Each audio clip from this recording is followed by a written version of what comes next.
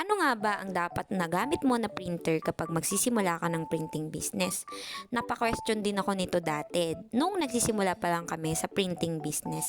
And kaya naman, hello dear beautiful soul, tara samahan niyo ako mag-refill ng ink habang sinasagot ko yung question ni Sir Jason.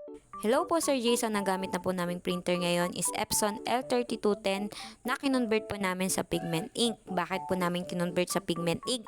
Dahil po pumatok po yung sticker business namin and gusto namin na magbigay po ng magandang quality sa mga customers namin. And yung mga stickers po na piniprint namin is nilalagyan namin ng phototop para po mas maging waterproof and smudge proof po siya.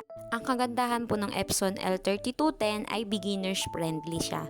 So, madali po siyang matutunan. Marami na pong tutorial sa YouTube kung paano po siya gagamitin. Ang photocopy niya po is A4 and short, and ang print niya is long A4, tapos po short, tapos yung mga maliliit na sizes na makikita nyo sa settings. Ang sagot po kung ano po ba dapat ang gamit nating printer ay depende po kung ano po yung kaya ng budget nyo. Kasi po kung ano pong printer nyo, makakagawa po kayo ng iba't ibang paper materials na pwede nyong ibenta. Ang kailangan nyo lang talaga sa printing business guys ay yung tiyaga sa pagmamarket talaga ng mga paper supplies na ibebenta nyo. So yun lang po, see you on our next tutorial video. God bless!